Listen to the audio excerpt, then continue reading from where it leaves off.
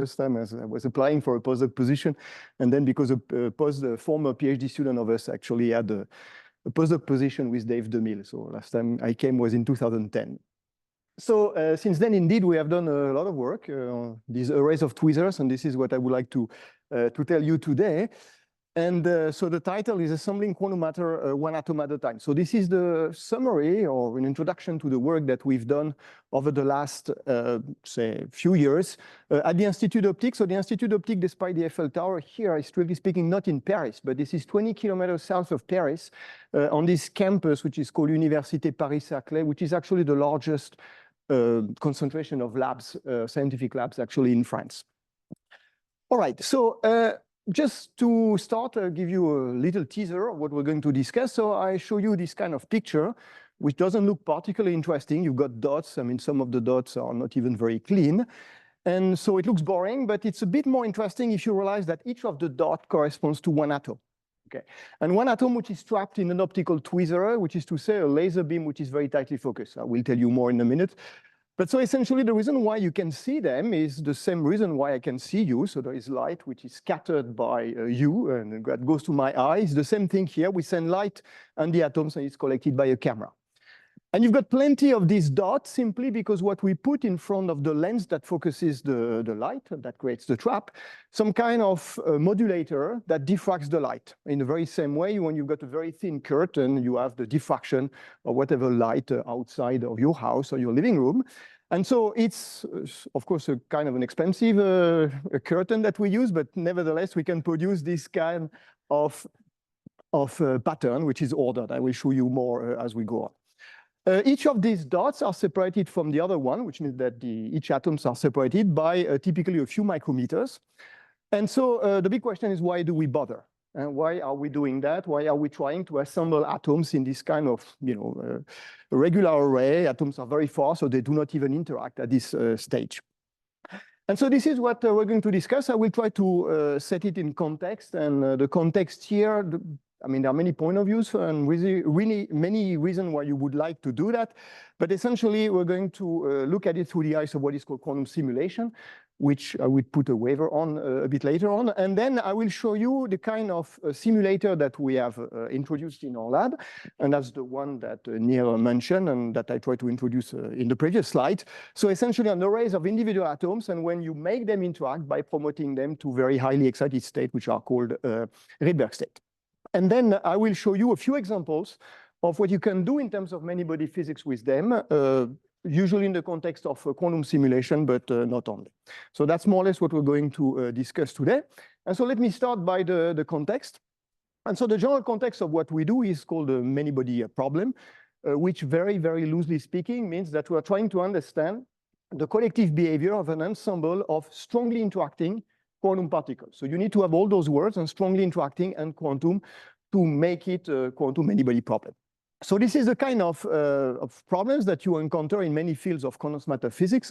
For example, superfluidity, superconductivity, magnetism are all examples where you may be interested, where the underlying physics is the one of strongly interacting quantum system. It can even be outside the realm of condensed matter physics by going to astrophysical objects like neutron stars, for example. And so the questions that we are interested in this context are usually many, but one question is, what is the phase diagram of the system? So if you vary some parameters, what are the collective phases that emerge?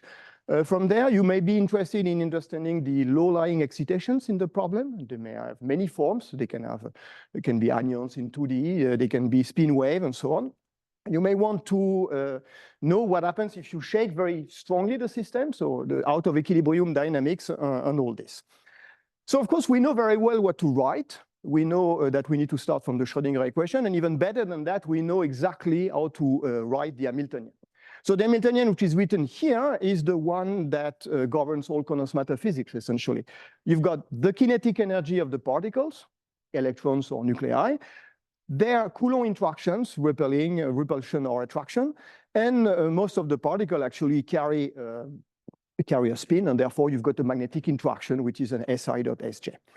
So of course, we know that, and the point is that we know them very, very well to a level which is extraordinary, and this is at the basis of atomic clock those days. There's a very good understanding of the underlying physics.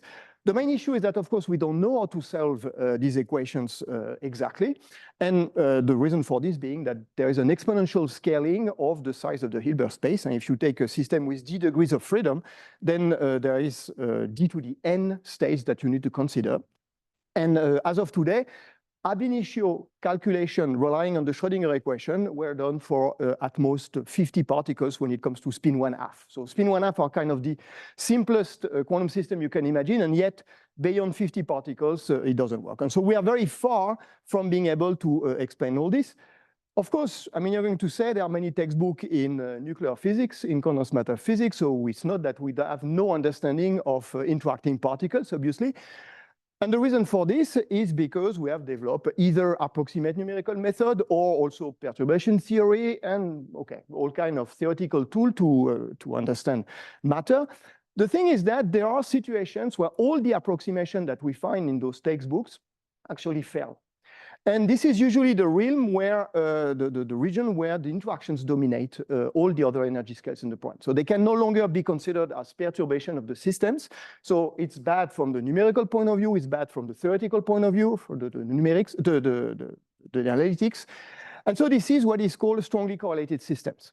Okay, and it could be like it's a totally exotic form of matter, which to a certain extent it is, but not so much. Actually, if you Google applications of strongly correlated materials, you actually find plenty. Many of them are actually related to what is important those days, the transition towards more electrical form of energy, solar panels, the catalysis, what happens at the electrodes of batteries. So all this relies on strongly correlated material for which we would like to have a better understanding in order to guide us towards the design of more efficient type of materials. Okay, so it's not just the problem of the physicists, it can also be, although we are not completely there, it could have a societal impact. All right, so of course, there are many approaches in order to tackle that. So I already mentioned some of them, and people are designing more and more involved numerical methods in order to kind of solve in an approximate way, but still keeping the very strong correlations between the particle, the Schrödinger equations. The other approach, for the one that these experimentalists can contribute to, was introduced, at least conceptually, by Feynman in the 80s. And the idea is to build in the laboratory a very well-controlled system, which is precisely governed by the many-body Hamiltonian that you want to solve and that you cannot solve by any other method. And so the virtue of this approach in principle is that it has, to a certain extent, a larger tunability than the real material. I mean, you can vary the strength of the interaction. This is actually quite hard to do in a real condensed matter system. Or you can do that by applying pressures and this kind of thing, but the Coulomb law is the Coulomb law, right, to a certain extent. You can also vary the geometry. So you've got some knobs that you can change and tune in order to explore the system. The second important thing, and we should never underestimate the power of this, is it provides new types of probes that usually are outside what condensed matter physicists or usually apply, like neutron scattering, all this.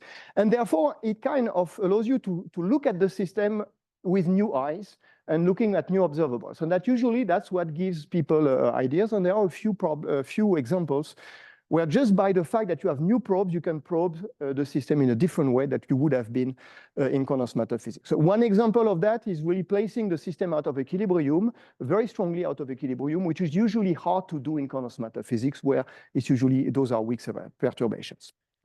So all this procedure is usually called today, in a kind of a hyped form, quantum simulation. And I will try to show you at the end that it's actually not a very appropriate way to characterize what we do, I believe, and we'll try to explain you why at the end. But okay, nevertheless, this is kind of the word that is used, and that describes this implementation of many-body system in an artificial or synthetic quantum matter. Okay, the thing also which is very important is the fact that this is a kind of a new way to look at many-body physics using also concepts that are imported from another field of physics, I mean, namely quantum information theory. So now you have systems that are T equals 0, so zero temperature quantum system, where entanglement plays a role. And this is something which usually is not very much considered in traditional textbooks in condensed matter physics.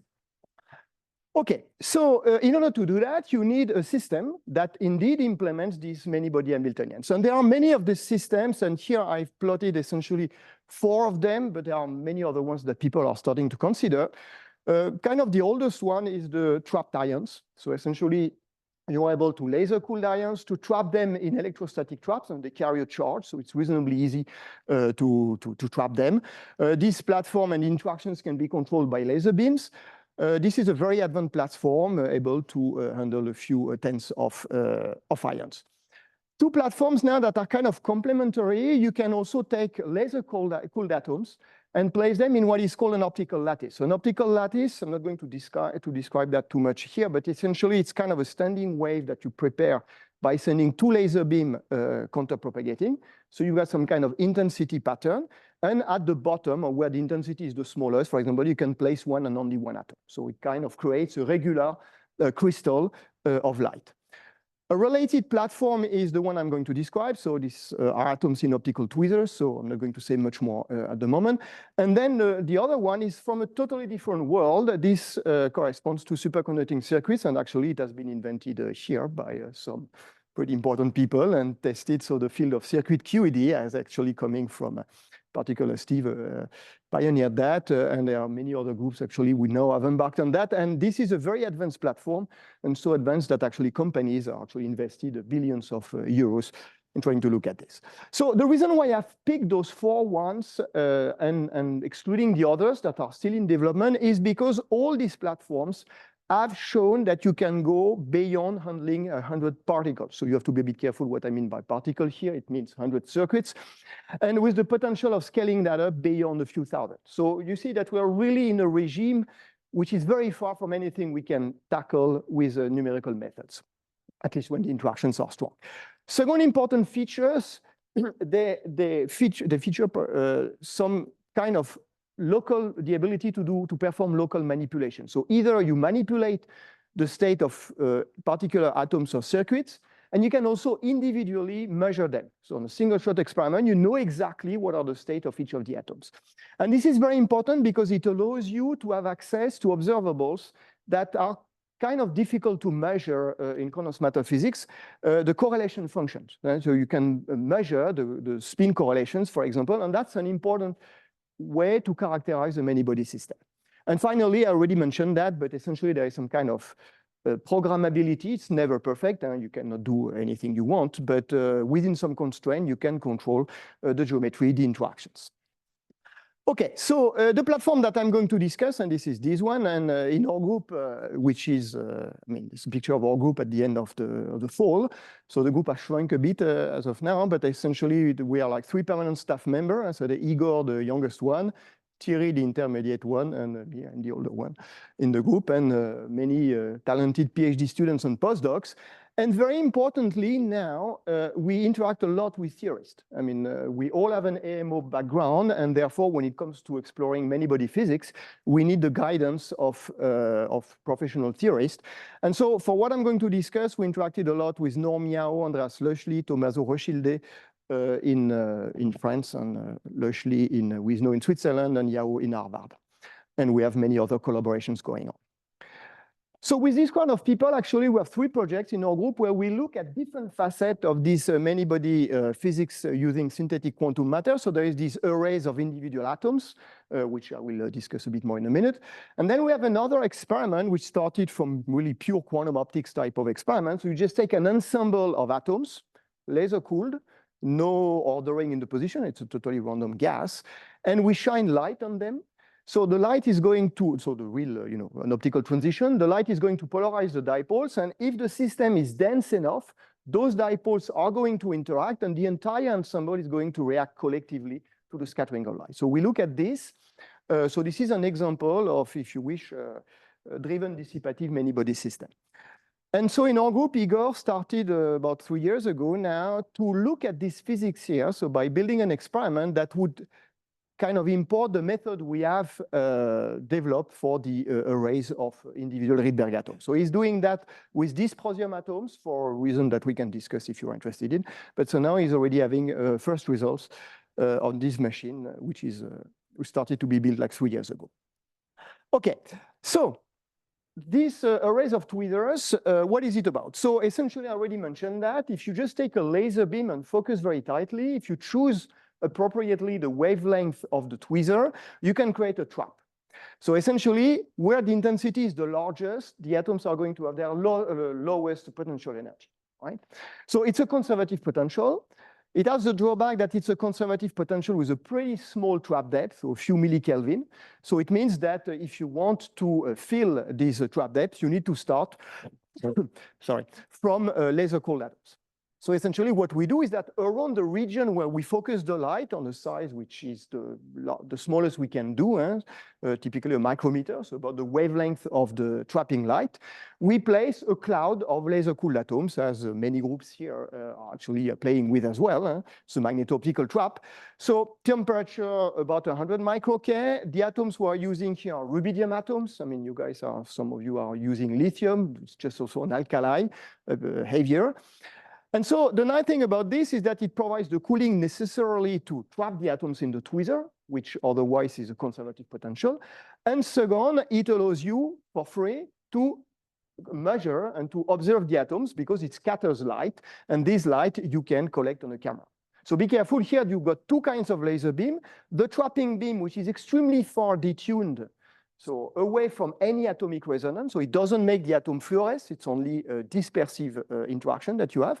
And you've got the laser cooling beam that are on resonance with the transition and that makes the atom fluoresce. So there are the two kinds of lasers that we use. So now if you look on one pixel of the camera here, which is supposed to image the position of the trap, where the atoms are supposed to be trapped, you observe this kind of telegraphic signal as a function of time. Okay, so this is typically a few seconds, so it depends how the experiment is set up. But the important thing here is that we only have two steps. A lower level, which corresponds to the background noise, and suddenly a high step, which corresponds to trapping on one and only one atom, because you are looking at you are imaging the trapping region. So why is it? Because that when you have a rising edge here, it means that one atom enters in the trap, it's slowed down by the cooling light, and then at some point you lose the signal. And the reason why you lose it is because the second atom tries to enter, and this light here creates a molecule which will decay very rapidly, and you lose it. So essentially, you have either a zero atom, one atom for a very short, for some time, then two atoms for a very short period of time, and you lose them almost immediately. Okay, so in practice, the two atom events are negligible, and it's as if you only had either zero or one event. So this is kind of nice, apart from the fact that this is non-deterministic. So we have no idea when the atoms are going to enter in the trap. So it's called a heralded single atom source, in the same way that you got that with a heralded single photon source. At least there is a signal. As soon as the atom is present in the trap, it waves at you, say, hello, here I am, you can start the experiment. But that was kind of a problem when it came to making the system large. I'm going to say a few words in a minute. So today, the trapping zoo has kind of been enlarged by many, many species. So in green and red are all the species that have been laser cooled. Okay, so you see that it starts to be a fair amount actually of the periodic table, a good 30%. In red are all the ones that have been a single atom trap, exactly in the form that I mentioned in a minute ago.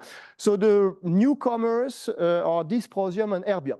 They were trapped for the first time last year. The early ones were rubidium and cesium. And people are working on metastable helium, for example. Okay, so the thing which is important as well, just about this platform, is that now we go beyond just manipulating individual atoms. We can also manipulate molecules. So for example, I mean, that was pioneered here by Dave DeMille when he was a professor here, the use of some molecules that can be laser cooled. So the calcium fluoride is one example of that. And so you can either trap directly in the tweezer the molecules, make them interact by dipole interactions, or you can create the molecule directly in the tweezer just by merging two tweezers carrying two different species. So one would be rubidium, the other one is cesium. You merge the two things and you photo-associate them in order to create the molecule of your dream. So now there are many groups, actually. I just mentioned a few names here, but the list is growing very rapidly. Okay.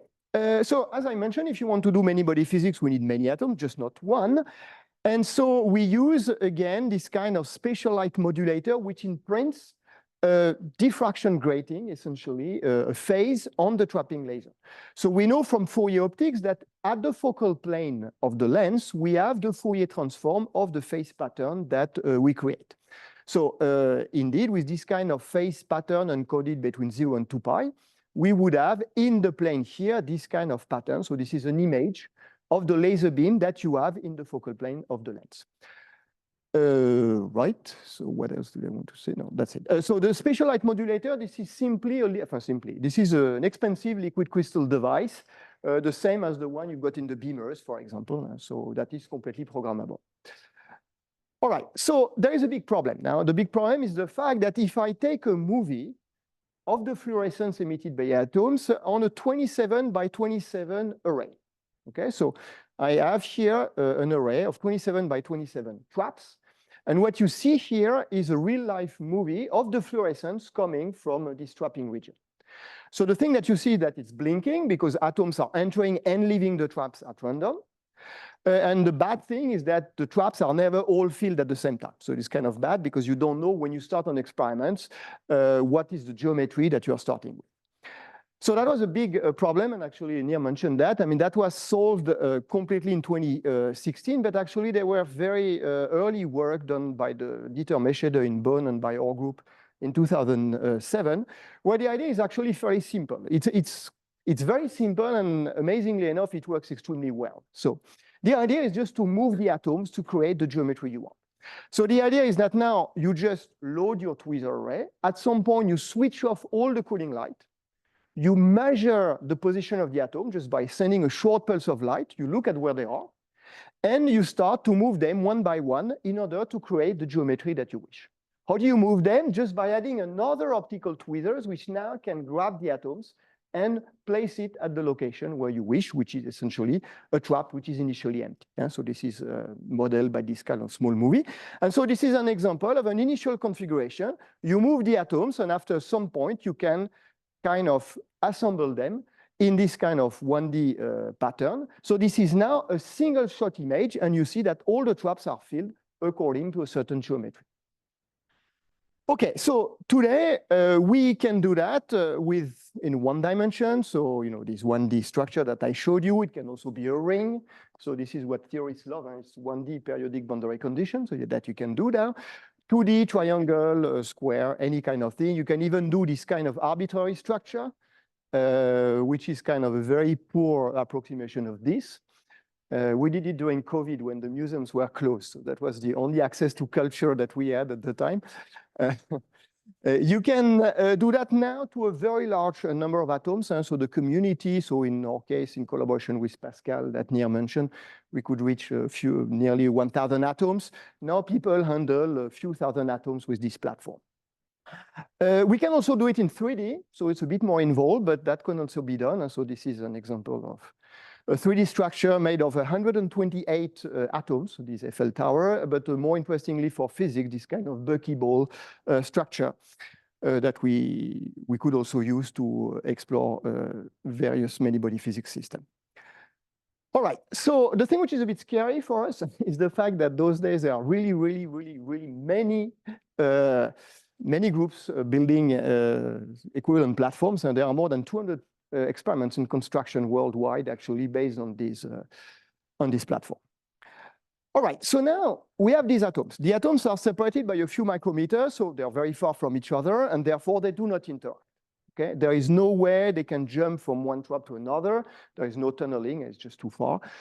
So we need a way to make them interact, and the idea was given not exactly another way I'm mentioning it, but by early papers and suggestion by Michał Lukin, Peter Zoller, and many others actually, which we have a tendency to forget, but we were also on the paper. It's important to remind them. So the idea is to excite the atoms to a highly excited state, which are called Rydberg states. So any atom can be made a Rydberg state, and there is not in the periodic table somewhere Rydberg.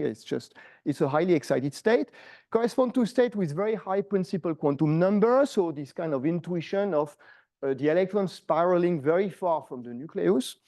And very far means really far. So it can be, for the typical principal quantum number we use, about 100 nanometers or even larger. And so this plot I found in the PhD thesis of a German group, which I find kind of nice. It compares this classical orbit here, the radius, with, for various principal quantum number, with some kind of biological object. And you can see that actually already for n equal 50, which is the kind of typical one that we're using, the size of the orbit is the size of a virus. Okay, so the COVID-19 is 125 nanometers. So it would kind of fit within this orbit for n equal 50 or 60. As soon as you are around 100, it becomes the typical size of a bacteria. And this is kind of a red blood cell as soon as you are around 200, which is kind of a bit annoying to work with, but okay. So it has two important consequences. The first important consequence is because this orbit is very large, the electron radiates very little, and therefore the lifetime is actually quite long. It's not necessarily very intuitive, but essentially if you are in the Rydberg state, the typical lifetime is above 100 microseconds. And so if you were in the low-lying state, that would rather be 10 nanoseconds. And so you see that you increase by 4 orders of magnitude the lifetime of the atom by placing them in Rydberg state. So that may not look like very long, but as you will see in a second, this is long enough to do interesting things. Second important property is because the plus and minus charges are very far from each other, these objects have very large dipole moments. And the consequence is, and that says like the square of the principal quantum number. And the consequence is that you've got large dipole-dipole interaction. So as a rule of the thumb, you can say that for two Rydberg atoms at 10 micrometer distance, the typical interaction strength is in the megahertz range. The reason why I give it in this kind of unit is because it means that any dynamics which is induced by the interaction occurs on a sub-microsecond time scale. And this is because this is such a quick and fast time scale, much faster than actually the natural lifetime, that we can do interesting many-body physics despite the finite lifetime of the system. Okay, so this is the separation of time scale that allows us to do interesting things. So early on, the people were kind of excited by this, and that was the early proposal from Lukin, Zoller, and others, because they had this idea that it could immediately lead to interesting way to entangle atoms in a very fast way. So the idea was called a Rydberg blockade. I'm not sure it was exactly the wording at the time, but this is what it's called now, where you just assume now that your atom is again a two-level system. Ground state, Rydberg state. So I ignore all the other states. I drive that with a laser, so with a radio frequency omega. And now I'm looking at what happens if we place two atoms close to each other at a distance r. So now if I just plot the energy level, I can essentially have 4 of them. Either the two atoms are in the ground state, but they are so far that they do not interact, so the interaction doesn't vary as a function of distance. Or I place one in the Rydberg, the other one in the ground state. Same thing, essentially negligible interaction, so a flat energy as a function of distance. Or I place the two of them in the Rydberg state. And there, because the interaction can be very strong, this energy will vary as a function of distance. Okay, with a potential which depends on the settings. But essentially now, if I tune the laser with the excitation of one of the two atoms, this laser is out of resonance with the excitation of the second atom, provided that the radio frequency is smaller than the energy shift here. So this blockade of the excitation of the two atoms at the same time is really the key to being able to entangle the two atoms. Because the thing is that if now you cannot distinguish the two atoms in the excitation process, and it just means that the laser beam is much larger than the distance between the atoms, you prepare a superposition of having entangled excited the first atom or the second atom. So this is exactly a state 1/√2 GR plus R. So you see that for free, the blockade forces you in an entangled state if you apply a pi pulse. So people got all excited, and because immediately, as soon as you have entanglement, you can have gates, and the field has completely boomed, starting from that. But it needed to be tested in the lab, and actually, as Nir kindly reminded we've done the first experiment at the same time as Mark Safman in the US. So in 2009, where we demonstrated that indeed you could observe this blockade mechanism just between two atoms in a setting that was reasonably clean, although far from perfect at the time. Okay, so now the field has blossomed and people are exploring many different things with this technology. I will say a few words at the end of the talk, but essentially you can use that to prepare quantum states useful for metrology. You can do quantum simulation in quotation mark. You can do quantum computing. You can also use the Rydberg interaction to enhance the interactions between light and matter. So all are, all these are actively explored in many, many groups around the world. Okay, so now what I would like to show you is a few examples of the kind of simulation that you can do, and also this idea of why is this system able to explore many body physics? But maybe I should pause. Do you have any questions? Because I know that I speak fast. And please. So you say that the lifetime. Yes. Exactly. In the Fermi golden rules, it's because exactly. The dipole moment is large, but the omega nn minus 1 scales on like 1 to the n cube as well. Yeah. No, it's a very important thing. So, other questions? Don't be shy. So I'm just going to drink, so you still have the time to think for another question. Please. So, I think the first time I heard about Rydberg atoms was in the context of these experiments done by Serge Roche, where they would emphasize the use of these circular states, through these very high angular momentum states. It seemed like many magical things came from that. Is it the case that you get everything you need without any of the high angular momentum? Okay. Not quite, and actually people now are, so I haven't finished the talk, so I cannot answer fully your question, but essentially this finite lifetime of 100 microseconds is a bit of an issue. It's for low angular momentum Rydberg state. If now you go to circular Rydberg state, and on top of that you put them in a cryostar, you can enhance the lifetime by at least 1, if not 2 orders of magnitude. So that's much more comfortable to do simulation. So going to circular helps you with the lifetime. And so that was key to the experiment of Serge, because he was coupling that to a cavity, and the coupling strength was not, if he were not in the circular but low-lying state, he wouldn't have had the G, the coupling atom cavity, large enough with respect to the lifetime. So with the kind of atoms we're using. But now people are actually building machines for circular Rydberg state for quantum simulation, just to benefit more from the lifetime.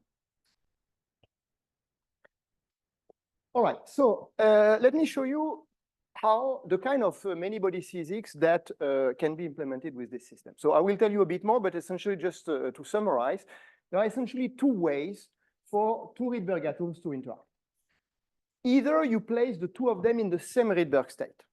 So it's called NS, so the usual spectroscopic notation, principal quantum number, L equals 0.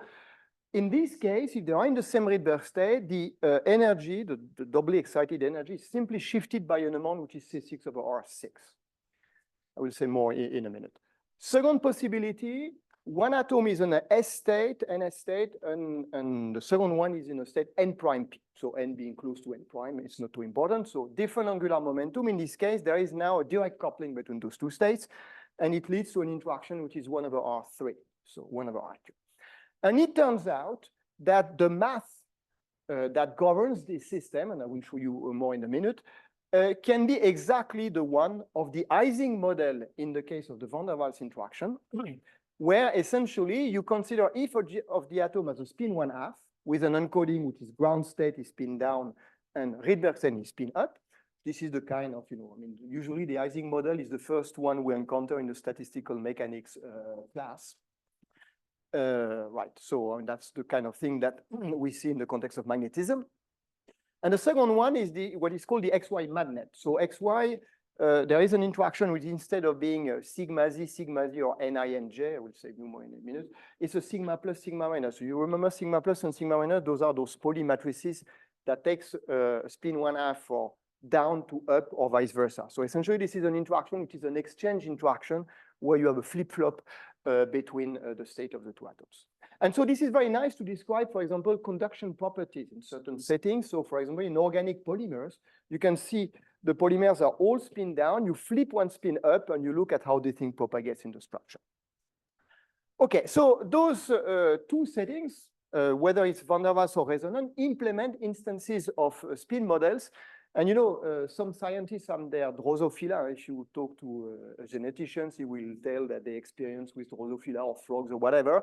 I mean, we experience as physicists with spin models. They are really generic systems with which you can study many body physics questions related to quantum phase transition, out of equilibrium, topological properties in certain settings, the role of entanglement. So they are a bit synthetic and artificial, and yet we can answer some important questions about many body physics using spin models.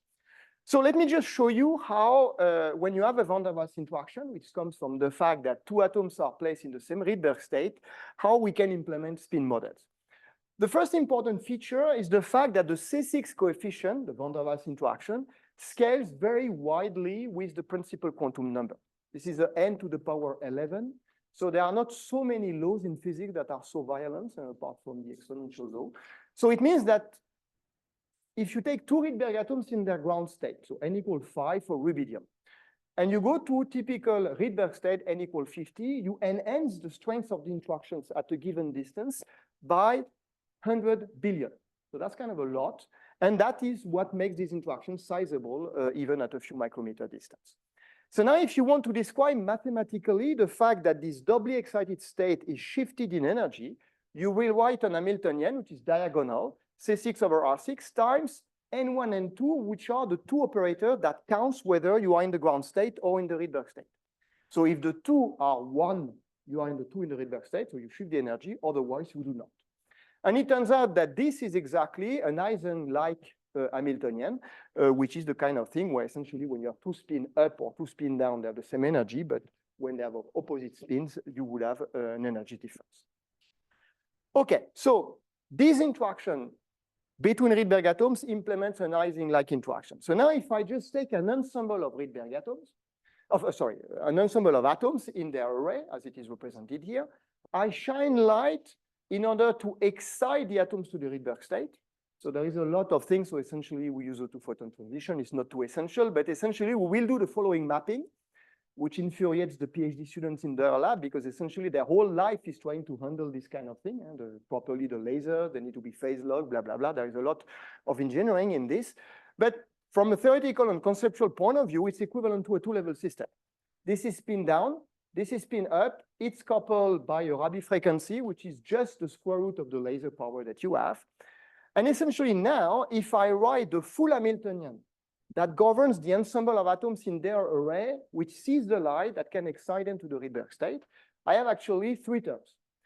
First term, this is the interacting terms, when the two atoms are excited to the Rydberg state, atom I and atom J, and you've got many pairs in there.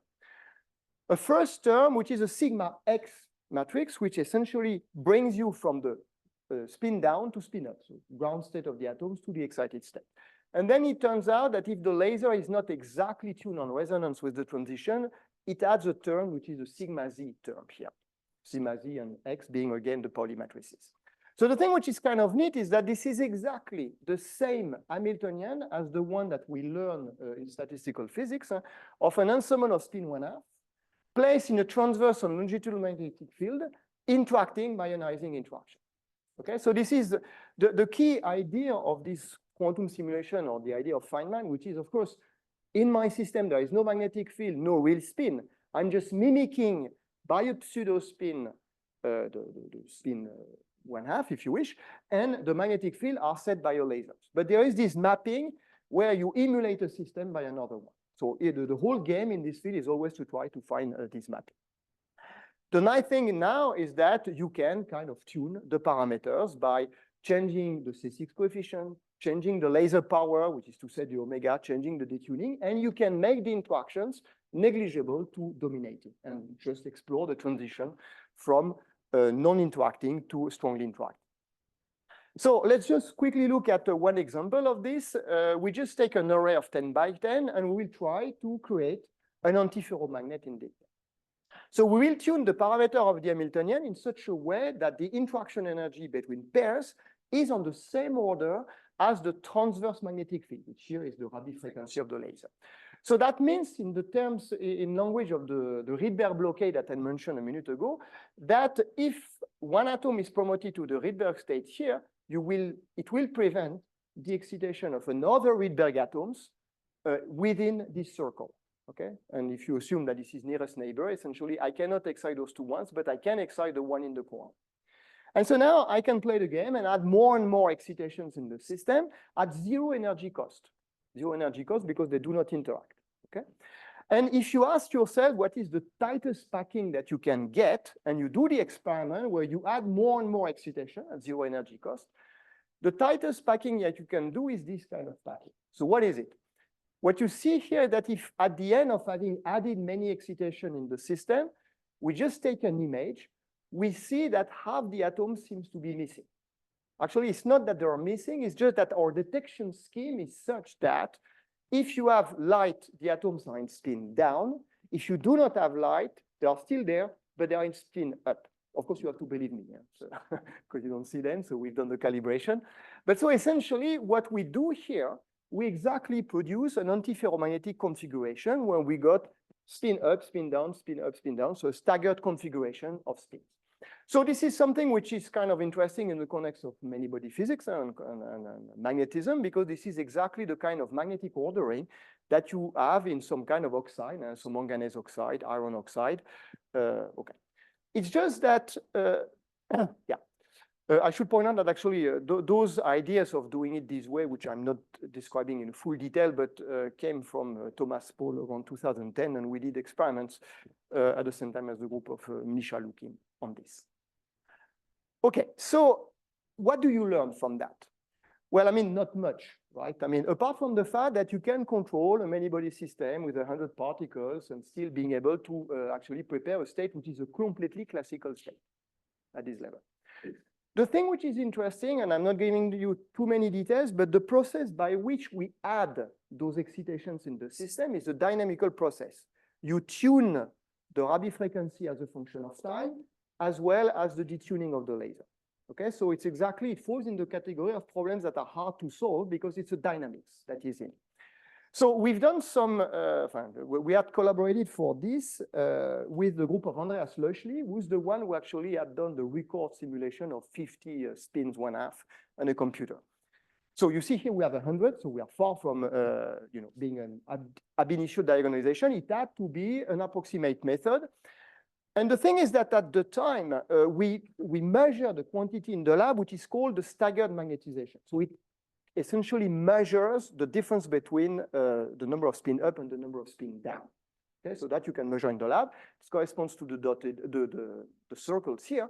And we try to compare that with the theory, giving Andreas all the imperfections of the experiment that we had independently calibrated.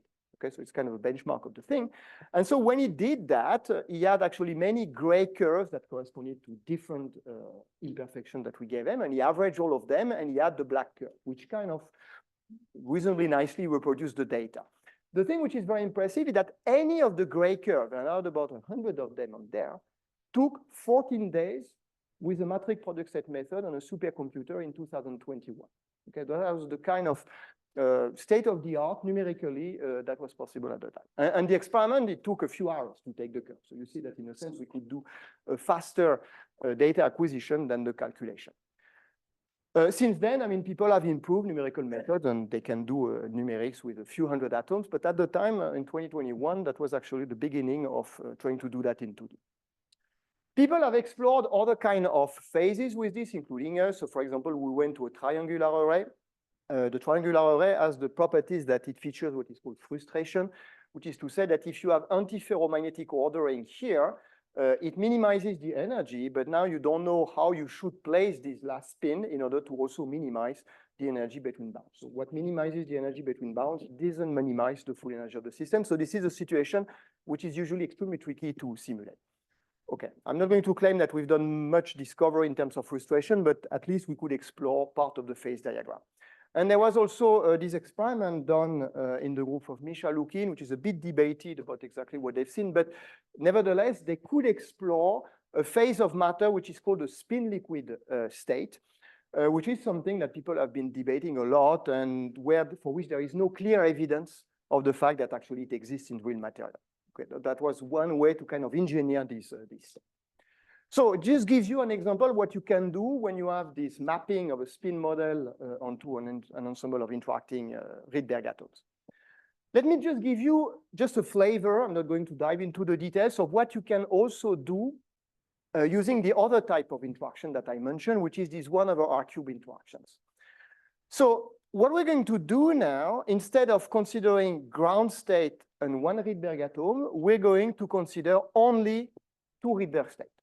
And those two Rydberg states, they will have opposite parity so that they are coupled by a dipole matrix element. So this is kind of easy to actually drive a microwave transition between those two states, and that would be my spin down, my spin up. So this is an example of a Rabi oscillation, a microwave Rabi oscillation on a single atom measured between those two states. And that's kind of thing that everyone does those days. I mean, quantum circuits, it's the first thing that you see, and with very high fidelities. And from the point of view of the interaction, the thing which is interesting is that you could start with an atom in P, the other one in S, and as a function of time, they're going to exchange their state simply because the first one radiates virtually a photon, which is caught by the second atom. And the interaction is just the 1/r³ interaction. You can measure that in the lab. So that's an example of two atoms separated by 15 micrometers. So it's kind of a fair distance.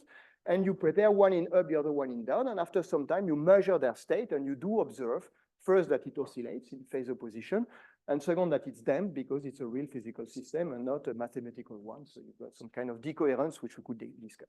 But essentially what this does, this is an experimental evidence that indeed this is the Hamiltonian that you implement with some imperfection, which is this XY Hamiltonian. And often the theories, they prefer to rewrite it slightly differently, like sigma x plus sigma y sigma. Okay, so we've done a lot of work over the last 2-3 years about that, and I'm just going to tell you why it's interesting without giving you too many details. But the fact that this interaction is 1/r³ also introduces frustration in the system. So let's consider just a square array, and let's assume that the interaction, the flip-flop interaction, is actually antiferromagnetic. So it's going to favor an antiferromagnetic ordering along the edge of the square, and then along the diagonal, it's necessarily ferromagnetically ordered. But the point is that this ferromagnetic ordering here is in competition with the antiferromagnetic interaction. So it has a tendency to kind of destabilize the order. Sure, it's weaker, but it's not much weaker. It's essentially 3 times weaker. So it makes the phases slightly more fragile. And we've explored that a lot. And essentially, one thing we've done was to prepare on a square array the ground state for either the ferro or the antiferro case. And we could observe that in the case of the ferromagnetic case, the spin ordering was ferromagnetic with what is called long-range order, which means that if you have a spin up here and you just measure after a distance, the spin correlations never goes down. Okay, it kind of plateaus. It's called a long-range ordering. That was only true for the ferromagnetic phase, because in a sense, the ferromagnetic interaction reinforce each other because of the 1/r³. While in the case of the antiferro, there was a destabilization of the ordering, which we actually could observe. Okay, so that's one example of what you could do. Second thing, which I find kind of neat, you probably remember from also your statistical physics class that when you take a spin chain, and you start to excite one of the spin, then quite often you've got a spin wave across the chain. And this spin wave has what is called a dispersion relation. So you try to ask yourself, what is the frequency of the spin wave as a function of the wave vector?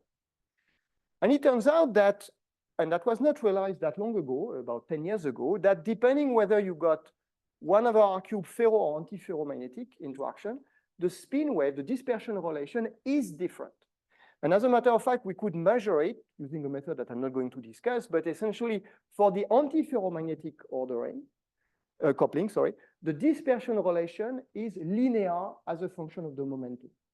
While if you have a ferromagnetic order, then you modify this dispersion relation, which now becomes essentially a square root of Q. And this is a direct consequence of having the 1 over R cube. If you had nearest neighbor interaction, the two would be linear. So that's an example where actually playing with this kind of frustrated system, although it's in the simplest setting, already leads to things that are non-trivial. Okay, so now I'm kind of done for the essential of my talk. I just want to do a few wrap-up comments. So the first thing is that what I try to summarize here are kind of the zoology, if you wish, of the many-body Hamiltonian that you can study. So we've done the quantumizing, we've done the XY. It can be 1 over R cube, 1 over R6. There are different ways. You can even combine the microwave with the XY interaction in a Floquet type of engineering. So if you don't know what it is, it's not important. But essentially, it enlarges the classes of spin model that you can simulate. One thing that we've even done is to implement some kind of spin orbit coupling. If now you consider not just 2 Rydberg states, but several, actually you can have an excitation that travels only in one direction on a triangle that breaks time reversal symmetry. So that's possible to implement this kind of thing. It's kind of interesting in a topological context. So in various addressable geometries, we can do 1D, 2D, implement this kind of Hamiltonian, but there is just a warning note that I want to make, and which is exactly the reason why I don't really like calling what we do quantum simulation. The problem is that the mapping that I showed you in the context of the Ising or the XY is only approximate. So even if you have a perfect experiment where you control all the parameters, the laser noise, the position of the atoms, etc., when I say that I have a van der Waals interaction, this is only an approximation because I have higher order terms like quadruple interactions and all these things. And so at the end of the day, it's only an approximate mapping that I perform between my spin model and its experimental realization. And the big issue is that it's actually very hard to assess the role of the terms that I have neglected in the problem. So really what we do is rather close to what material scientists do. We have a piece of material synthesized by a chemist or whatever, and you try to see whether the spin model is a faithful representation of what you have in the system. So it's not that, I mean, of course, we would like this to be the solution of the mathematical model you've asked, but actually you're not implementing exactly the mathematical model. And usually when people have in mind quantum simulation, they think that I'm solving a mathematical model like I'm solving it on a computer with 18 digits. No, that's not what we do, because to start with, we don't implement exactly the model. Anyway, it's interesting. And on top of that, what those machines can do, they can do more than just exploring many-body physics. For example, any machine that implements spin models can, for example, solve some kind of optimization problem. So here is, for example, a typical instance where you can use optimization problem. This is the electricity grid in the US. So you've got places where the energy is produced in the nuclear plants, coal plants, or whatever. And then you want to transfer that to other places. So you've got some kind of hub through which the current goes. But of course, you don't want to fry the hub. And so you impose that there is not too much current that goes through one hub, otherwise you blow the entire grid. And so when you want to optimize the flow of electricity through the grid so that at any given moment the grid is at equilibrium, you write a cost function. And this cost function actually can be written in this way. So in H is coupling between two nodes, the nodes I and the node J. So if Ni and Nj are both equal to 1, essentially you can carry the current through this wire. But you don't want too much current onto a given node, so you impose an energy penalty, which is this HIN. So actually what you do here is you write exactly an Ising Hamiltonian. So by minimizing your Hamiltonian, you find the solution of the optimization that you want to have, which is where the current should flow. So all this looks kind of fine. Of course, there are a few problems, which is that the JIG here may not be what you can physically implement on your machine, because I may want the current to flow between those two nodes, but also between the two nearest nodes. On my platform, this is not what I have. I have either the atoms are far or close, but the interaction energy is 1 over R6. And therefore, I cannot choose at will this thing. So there is a lot of math going on in what is called graph embedding. The thing which is kind of interesting is the fact that if you compare with the best heuristic that people are implemented in numerical optimization, those were, by using this quantum machine in order to find the ground state of the system, could become competitive as soon as you have more than a few thousand atoms with a clock rate which is nearly a kilohertz. So we are not completely there yet, but the numbers are not as daunting as for fault-tolerant quantum computing, right? So it's just, we are nearly at a few thousand and the clock rate needs to be improved. Quantum metrology is another example, and I see the chairman is becoming nervous. I'm done. Quantum metrology, so essentially, this is an example where you just take an ensemble of cesium atoms that allows you to define the time. And if you ask what is the ultimate resolution of the precision of the clock, this goes like the square root of the number of atoms I use. But now if you manage to harness the quantum correlation between that, you can maybe beat this thing and make the clock more precise. And we've done some kind of work along those lines, trying to prepare what is called a squeeze state that can be useful for this. And of course, on the long term, maybe we will be able, if we control well enough all this, to build a universal quantum machine, but we are not completely there yet, despite the huge progress that has been made over the last few years, and which is very spectacular.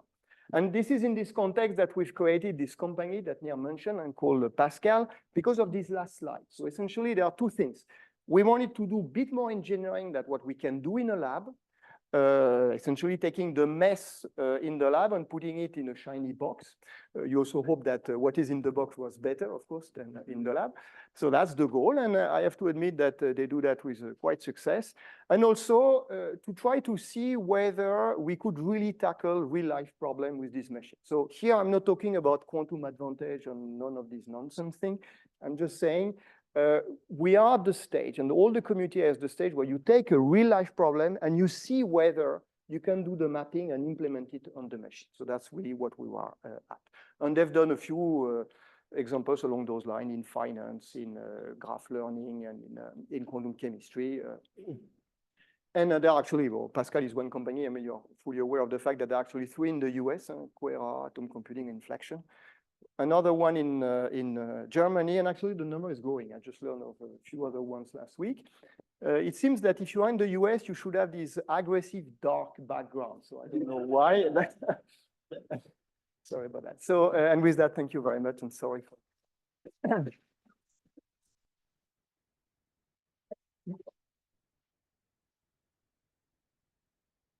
Very much for this amazing talk.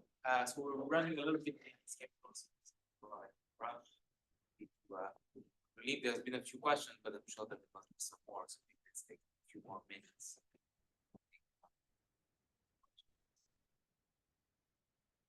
I'm actually curious about your very last slide. You mentioned you created this company and you're trying to find real-world problems. How much interest do you have from people outside the science community to engage? Then with the people in the industry, they are seriously interested in that. They want to make sure that they're not missing any opportunities. Because for them, it's going to be a competitive thing. So the thing is that at this stage, it's kind of interesting. For example, we're discussing with people at Airbus industry. So these, and they were saying, even if it doesn't work, for us, it's competitively important to know, to be aware of the potential of the platform, because it allows us to either decide that, yes, we should invest or we should not. So building some expertise on this is for them interesting. I mean, yeah, at this stage, this is kind of the only thing we can do, because I mean, we cannot sell them a real full-fledged quantum computer. It doesn't exist. Whether it will be existing one day, I don't know. Maybe, I hope so, but cannot completely guarantee. Yeah, so this is just creating interest. And the second important thing, I believe, and maybe here I'm at odds with many colleagues, I don't think that this is the physicists who are going to decide what those machines, or to find out what those machines are good for. This is the people who use the machine which are going to decide what they can use it for. So selling those machines, making them aware how they work, and giving them access to those machines, they will probably find an application that none of us have thought about. So this is what we are at. So.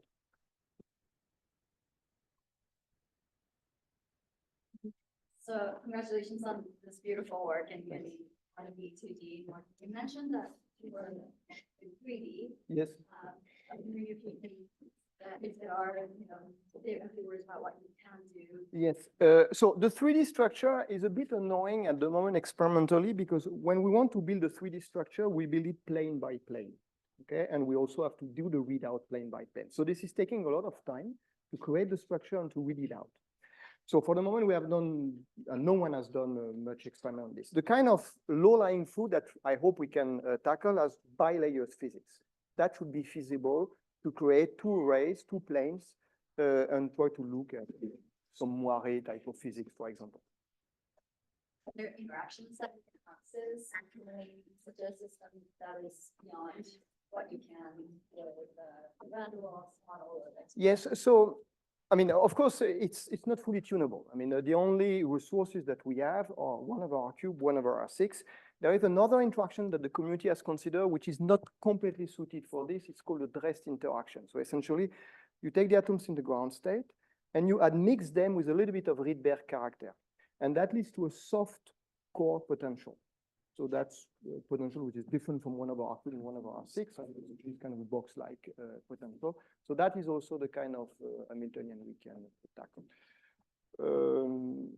Yeah, this is essentially it. I mean, at the moment, no one has designed other type of interaction. So, but in the context, for example, of spin models, having the 1/r³, you can map the spin model onto what is called a TJ model, which is a model of interest in the context of about physics, for example. And the thing which is interesting is that you have the off-diagonal term. So the kind of term that people are kind of hoping will give D-wave superconductivity in the case of fermions. Well, here we don't have fermions, we have a spin system, so the mapping is not obvious, but this is the kind of thing that we can explore. So as I said, it's programmable, but within some limit of the platform, obviously.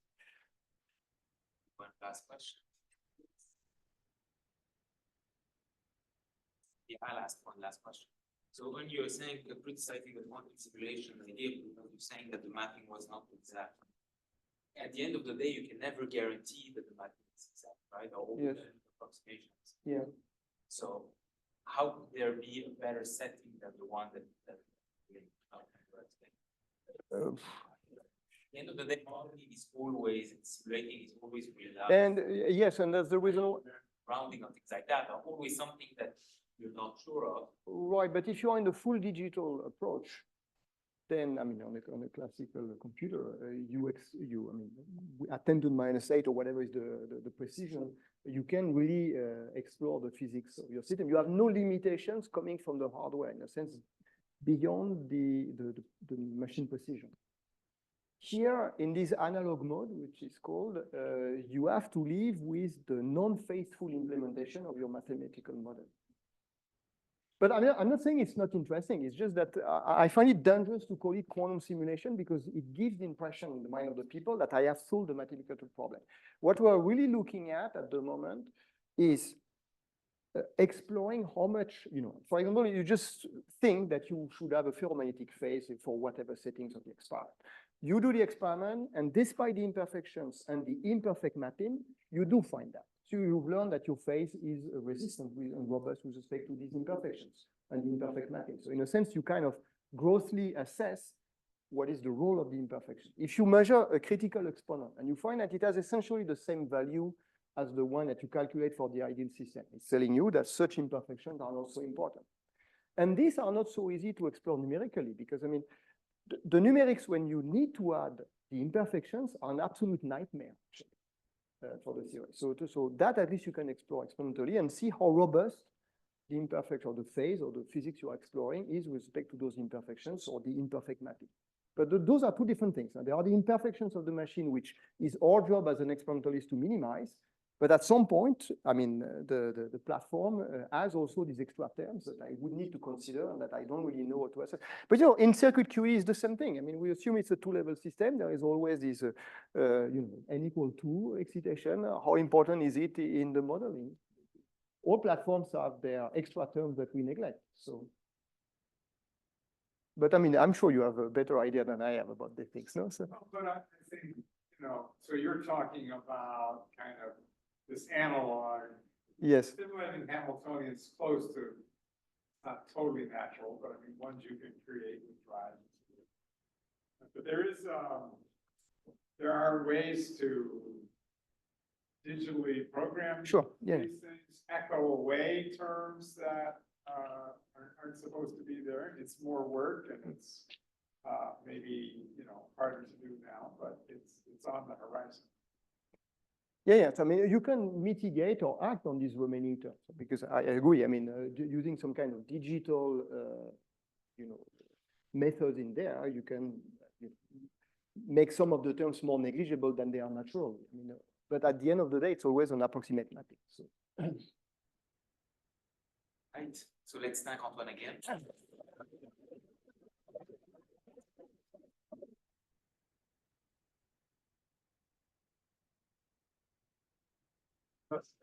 That's important.